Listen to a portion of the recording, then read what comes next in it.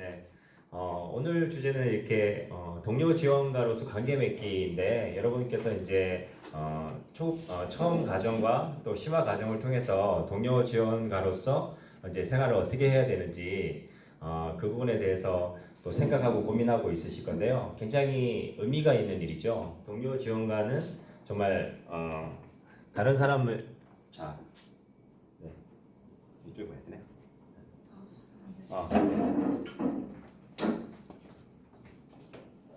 건드려서. 네. 네. 동료 지원가에 대해서 기본적으로 설명을 하자면 여러분들이 다 알고 있듯이 기본적인 동료 지원가에 대한 개념과 그 부분에 대해서는 알고 있을 줄 압니다. 이미 이제 정신질환을 다 경험했고 또 회복된 당사자이고 그리고 또 회복 과정을 극복 과정을 가는 사람이 이제 동료 지원가가 되는 거죠. 그리고 여기 계신 모든 분들이 그런 경험들이 있으시고 그런 경험을 다 겪고 이제 이 과정을 가고 계시는데요. 온전한 생활을 하고 그다음에 이제 자기 건강을 잘 유지해서 타인에게 도움을 줄 수 있는 이제 그런 사람으로 쓰는 과정이 있다는 거죠. 그래서 이제 그러기 위해서는 자신에 대한 먼저 자기 관리가 제일 중요하다고 생각하죠. 그리고 당사자를 이해하는 전문가. 여러분들은 어떻게 보면 모두 다 전문가가 되시는 거라고 생각하거든요. 누구를 돕고 섬기는 부분에 있어서는 누구보다도 탁월하게 이 부분을 준비하실 수 있는 사람이라고 생각합니다. 그래서 위기 상황에 대한 어떤 부분 개입과 또 훈련된 그런 부분으로 인해서 여러분들이 그 부분들을 하나하나 준비를 해나가고 계신데 이 교육 과정을 보니까 굉장히 유익하고 굉장히 좋더라고요. 저도 이제 뭐 이렇게 기회가 되면 배우고 싶고 한데 또 이렇게 불러주셔서 감사하고요. 정신병원대 정신질환이라 그러죠. 정신질환이라 그러면 질병적으로 생각하는 거고 정신장애라고 또 표현을 하는데 평생 유병률이 25%라 그러면 성인들의 4명 중 1명이 걸리는 병입니다. 여러분들 굉장히 흔한 병인데 굉장히 주변에서 쉬쉬하면서 사회적인 어떤 체면이나 그런 걸로 인해서 잘 이렇게 드러나지 않고 있으니까 사람이 되게 없는 것 같이 느껴지고 어떤 극소수의 사람만 걸릴 거라고 생각하잖아요. 그 사람들이요. 여러분은 그렇게 생각하지 않으시죠? 네. 예, 누구나 걸릴 수 있다고 생각하시죠? 예, 저도 이제 그런 부분들을 예전에는 이제 제가 이제 1994년도에 발병을 했었는데요. 그때가 이제 20살 정도 됐을 때였는데 그 당시에는 이제 정신보건법이 95년도에 나왔어요. 그래서 병이 이제 별로 알려지지 않고 있었던 상황이었는데 그때는 이제 쉬쉬하다 보니까 이런 병이 있는지도 몰랐고 또 정신질환이 걸렸으면 특별하고 희귀한 사람들만 걸린다라고 생각했는데 주변에 이제 무슨 우울증, 강박증, 뭐 조울증, 조현증 이렇게 뭐 걸리는 분들을 저도 이렇게 사회생활을 하면서 많이 만났습니다. 그래서 제가 이제 뭐 서비스업도 하고 태권도 사범일 또한 10년 하고 정신건강의학과에서 사회복지사로 한 8년 일했는데요. 그 과정에도 무수히 많은 동료들 중에서도 정신질환을 겪는 분들을 만났어요. 태권도 사범을 할 때도 아는 동생이 조울증이었고요. 그 다음에 우울증이 있었던 친구도 있었고 그 다음에 이제 태권도 시범단도 했고 그랬는데 그러다가 이제 병원에 오니까요. 너무 아이러니하게 여러분들 저도 병원을 입원했었고 3번 정도 입원했었거든요. 20대부터 23살까지. 근데 여러분들도 다 병원 경험을 있으신 거죠. 네. 병원 경험이 있는데 병원에 있는 의료진이나 치료진은 병에 걸릴까요, 안 걸릴까요? 예. 저는 뭐 이렇게 숨긴 상태로 병원 일을 하긴 했는데 병원에 계신 분들도 네. 혹시 병원에 일하시는 건가요? 아니세요.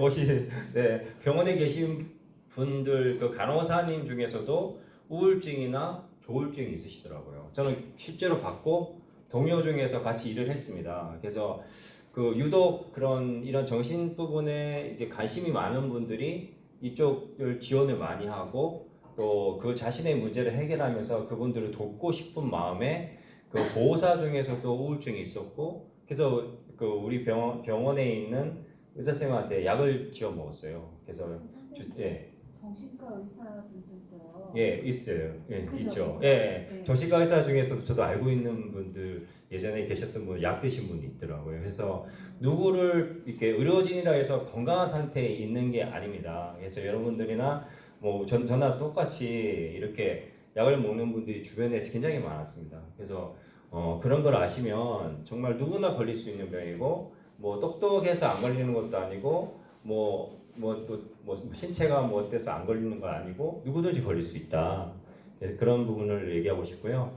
그다음에 병원화 지역사회 인프라 이제 요번에 이제 그 조현병 그 여러 가지 매스컴에서 나왔었잖아요. 그걸로 인해서 많은 그런 문제들이 있었는데 저도 이제 인권위 간담회 가서 이제 토론자로 가서 조현병에 대한 편견과 그리고 그 사회적인 낙인화와 차별에 대해서 저도 이제 매스컴에서 이제 얘기를 했는데 뭐 한 가지를 보고 확대를 해석하고 무슨 마녀 사냥하듯이 그렇게 하는 부분이 너무 마음이 아프더라고요. 그래서 사회적인 약자에 대한 배려가 없고 그분들을 도리어 범죄자로 몰고 하는 그 부분에 대해서 저도 뇌만같이 마음이 아팠습니다. 그래서 그런 분들이 아닌데 이 병을 겪는 분들은 어떻게 보면 똑똑하면서도 예민하면서도 굉장히 어떤 부분에 감수성이 풍부하고 또 그런데 이제 말로 표현이 잘 되어지지 않아서 자기 안에서 이렇게 생각이나 마음이 감정이 갇혀서 그 고립되는 바람에 병을 겪게 되고 여러 가지 그 소통으로 어려움을 겪고 힘들어하는 상태에 있는 사람한테 범죄자와 같이 이렇게 얘기를 하고 하는 거는 너무나 모르는 편견, 모르는 사람들의 무지와 편견 때문에 그런 부분이 너무 안타깝더라고요. 그래서 이 동료 지원가가 왜 나와야 되냐면 이제 그런 편견의 벽을 깨고 정말 상처 입은 사람들이 회복돼서 그분들이 치유자 역할을 하고 누군가를 도울 수 있다는 가장 좋은 그런 전문가가 될 수 있다는 그런 부분들을 얘기하고 싶은 거고요. 국가에서 이 종료 지원가에 대한 이제 시스템이 조금씩 들어오고 있는데 그것이 보편화돼서 여러분들이 이제 동료 지원가로서 활동하고 또 경제적인 부분과 자신의 삶을 이제 유익한 방향으로 써서 앞으로도 활동할 수 있는 기회가 국가에서 제공을 계속 해줬으면 하는 바람이 저도 간절히 있습니다. 네. 그리고 이제 어떻게 보면 저기 동료 지원가는 정말 누구를 살리는 일이잖아요. 저는 이제 이 일보다 굉장히 귀한 일은 없다고 해요. 여러분들이 정말 병을 겪었고 어려움을 겪었고 그것을 이제 극복해 나왔고 그 과정을 다 경험하신 거잖아요. 지금도 저기 약을 드시는 분들 다 약을 드시나요? 네. 약 안 드시는 분도 있으신가요? 없죠. 예, 저도 약을 25년째 먹고 있거든요. 그래서 약을 먹기 때문에 약의 본인의 증상도 잘 알고 약의 부작용도 알고 그리고 자신의 컨디션도 알고 제가 이번에 마인드 포스트에도 글을 올렸는데요. 그런 부분들을 누구보다도 잘 알기 때문에 병원을 나오신 분들에 대해서 진정으로 도울 수 있는 거죠, 여러분들이요. 그렇죠. 그렇기 때문에 어떻게 보면 이제 그분들의 마음 자세의 가짐이 정말 중요하다고 생각하거든요. 어떤 마음으로 해야 되냐면 이분들에 대해서 외모를 너무 보시면 안 되고 그분들의 어떤 상태인가를 잘 지켜보고 그리고 내가 회복됐다 그래서 가장 조심해야 될 거는 내가 조금 회복됐을 때 자만심이 들어오기 되게 쉽습니다. 그러니까 내가 힘들었는데 이제 좀 재활돼서 회복돼서 건강하게 생활하는데 이제 내 건강 내가 지킬 수 있으니까 저 사람들하고 나하고 달라. 뭐 나는 좀 특별하게 이제 회복이 됐으니까 건강해. 이렇게 자만할 수 있는 사람이 없다는 거죠. 저도 이제 25년째 예방 관리를 하고 있는데 23년 정도 이제 재발 없이 예방하고 있는데 재발이 없었던 건 아니에요. 그러니까 재발의 위기가 있을 때마다 대처를 빨리 하고 병원에 입원 안 할 수 있는 상태를 만들어서 계속 약물 관리와 생활 관리를 통해서 재발 시기를 넘어갔거든요. 그러니까 여러분들도 그렇게 관리를 했었을 거고, 그러니까 누구든지 위기는 올 수 있어요. 정신질환에 걸리면 뭐 평생 한 10번 이상의 위기가 찾아온대요. 저도 20대 때 매년 한 1년에 한 3, 4번 정도씩 그 위기가 왔었어요. 그래서 한 10년 정도를 위기를 겪다 보니까 그 다음부터는 이게 저는 이제 조울증이었는데요. 이제 처음에 조현증인 줄 알았는데 환청망상이 심해서 나중에 조울증이었어요. 그래서 이제 요 시기를 잘 넘어가서 지금은 이제 증상 없이 한 10몇 년을 지내고 있거든요. 근데 여러분들도 관리 잘하셔서 저보다 더 관리 잘하시는 분도 있고 그러실 건데요. 일단 내가 건강하고 저 사람은 건강하지 않아이라는 관점보다는 나도 건강을 유지하고 있고 관리하고 있다 그런 생각을 하고 저 사람하고 동료 지원을 하는 대상자에 대해서 저 사람들과 나는 달라 이런 생각은 절대 안 하셨으면 좋겠어요. 나도 저 모습이었고 내가 만약에 여기서 지금 생활을 잘 하다가도 미끄러지면 저분들하고 똑같은 모습이다. 다른 것이 없다라는 생각을 하셔야 됩니다. 그래서 그 자신의 마음속에 있는 의식이 있다면 그건 어떻게 보면 내 마음에 어떤 자만심이 들어간 거거든요. 근데 자만심을 가지고는 누구를 도울 수가 없습니다. 그래서 자신의 마음에 정직하게 자신을 보고 겸손함을 갖고 나가는 게 중요하다고 생각합니다. 그리고 나서 이제 상대방에 대한 입장을 공감하고 격려하는 것이 중요하다. 예. 이게 참 중요한 것 같은데 어떻게 보면 그 사람이 정말 고통을 겪고 있잖아요. 예. 우리 과거의 모습 한번 생각해 보면 됩니다. 그러니까 병원에 입원했을 때 부모님이 정말 혼란에 빠지고 본인도 증상 때문에 혼란과 어려움 속에 빠져가지고 자기를 어떻게 할 수 없는 두려움과 공포에 빠지잖아요. 그 마음을 생각하면서 대상자가 공포와 불안에 떨고 있다. 그리고 얼마나 힘든 와중에 있고 그리고 앞이 보이지 않는다. 미래가 보이지 않고 까마득한 그 터널 속에 들어가서 끝이 보이지 않는 그런 마음의 상태를 갖고 있다. 이런 걸 생각하면서 그 사람들을 같은 처지로 생각해 주는 거예요. 그리고 깜깜한 동굴에 지금 들어와서 터널에 들어와서 이렇게 손을 잡고 같이 이렇게 걸어가 준다는 생각을 하셔야 돼요. 나는 이제 바깥에 있으니까 너를 끄집어 줄게. 이런 관점이 아니라 지금 터널에 들어가서 같이 꼼꼼한 걸 걷고 있는 거예요. 그러면 본인도 이제 하지만 여기 작은 전등 하나가 있는 거죠. 그래서 같이 손을 잡고 전등을 따라서 같이 걷고 있는 겁니다. 그래서 그런 마음을 가지고 공감하는 게 되게 중요합니다. 그래서 저분이 겪고 있는 마음의 아픔과 두려움과 불안이 얼마나 큰가, 그리고 공감하고 격려하는 것이 가장 핵심이라고 생각해요.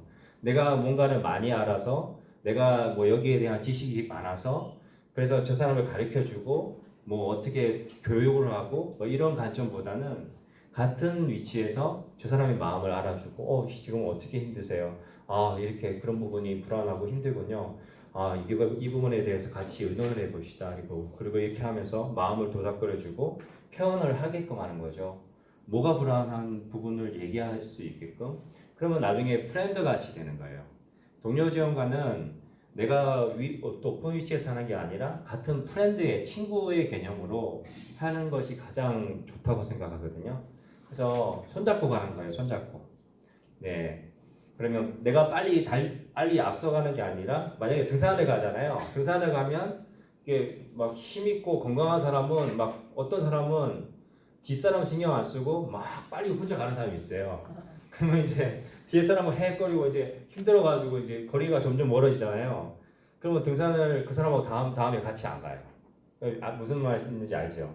등산을 가려면 제일 힘이 없고 늦게 가고 천천히 가는 사람의 속도에 맞춰서 등산을 가셔야지 그분하고 앞으로도 등산을 계속 같이 다닐 수 있습니다. 여러분들도 동료 지원과의 대상자를 만났을 때 그분의 속도로 그분의 그러니까 본인이 생각할 때는 되게 답답해 보이고 좀 이게 아닌 것 같아요. 그런데 그게 그런 마음가짐이 아니라 천천히 맞춰주고 같이 가서 정상이라도 늦게 가더라도 정상까지 같이 갈 수 있는 마음.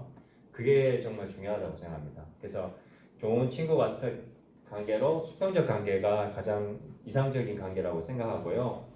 그 다음에 누구를 도와주는 관점이 아니라 함께하고 배우는 자세. 이게 아까 말한 그런 부분인 것 같아요. 그래서 재활과 재기가 다르기 때문에 그 차이점을 인식해야 된다. 여러분들 전부 얼굴 생김새가 다 다르잖아요.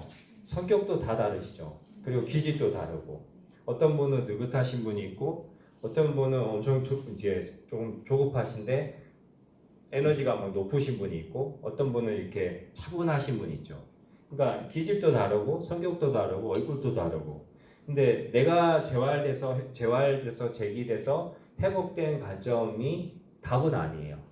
그러니까 내가 이 운동도 하고 뭐도 해보고 저것도 해보고 이렇게 해보니까 해보게 됐다. 당신도 그렇게 하면 돼요.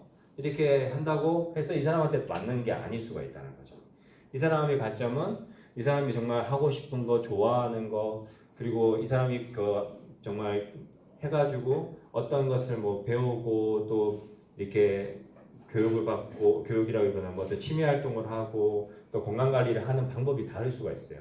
먹는 음식이 다르듯이 그 사람이 좋아하는 걸 같이 할 수 있을 때 그 사람이 점점 하면서 성취감을 맛보는 거죠. 오늘 이렇게 뭔가를 했을 때 뭐 은행 같은 것에 가서 뭐 자기 스스로 뭔가를 해봤다 이런 것들을 했을 때 정말 자기 뿌듯함을 느끼는 거거든요. 그리고 뭐 저는 어떤 분을 봤냐면요. 병원에 있었는데 오랫동안 병원에 계셔가지고 병원에 한 계속 이렇게 연장되고 이렇게 병원을 순회하다 보니까 한 5년, 10년 이렇게 계신 분들이 있어요. 한 곳에만 있은 건 아니죠. 계속 옮겨 다녔는데 그분을 데리고 이렇게 외출을 나갔는데 그 버스를 타는데 어떻게 해야 될지 모르시는 거예요. 그게 정말 충격인데요. 버스 이 카드 같은 것도 이게 전혀 경험이 없으신 거예요. 그런 느낌을 많이 못 가지신 거예요. 그래서 그런 것도 잘 못 하시고 은행을 가면 은행 처리를 못 하시는 거예요. 그 정도로 이게 사회 기능이 떨어졌다 그럴까요? 그런 분들도 계실 수가 있어요. 그래서 뭐 장기 입원을 하신 분들, 젊은 분들은 물론 이렇게 조금씩 가르치면 알 수 있는데 그런 부분들을 이렇게 배려해야 되는 부분일 수가 있겠죠. 예. 그리고 존중하고 이해하는 방법. 네. 그래서 이제 사람이 참 귀하고 소중하다. 여러분들 이제 동료 지원과의 핵심은 사람을 귀하게 여기는 거예요.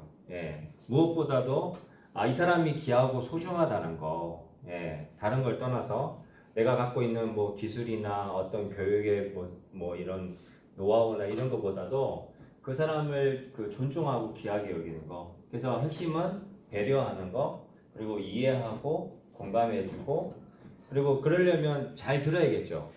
근데 그 사람이 얘기하는데 갑자기 말을 뚝 끊고 내가 하고 싶은 얘기 해버리면 이 사람 입장에서는 나를 무시하나? 이렇게 생각할 수도 있을 것 같아요. 그래서 얘기를 끝까지 듣고 얘기가 끝나면 내가 어떤 얘기를 해주고 대상자에 대해서도 존중하는 태도가 필요하겠죠. 그러면 존중받는다는 느낌이 들으면 그것의 대상자와 나는 뭐가 형성되죠? 뭐 상담 용어이긴 한데 라포가 형성되는 거죠. 서로가 이렇게 믿음의 신뢰 관계가 형성될 수 있습니다. 이게 제일 첫 번째인데요. 대상자를 만나서 그 사람과 내가 연결될 수 있는 가장 큰 핵심 바로 이거죠. 이 5가지 이거를 잘 해주면서 존중받는 느낌을 갖게끔 해주는 거. 그래서 이 친구와 같은 느낌이 들면서도 이 사람과 나와 존중되는 느낌, 그렇죠? 그런 경험이 가장 중요하다고 생각합니다. 네. 그다음에 네. 네. 잠시만요.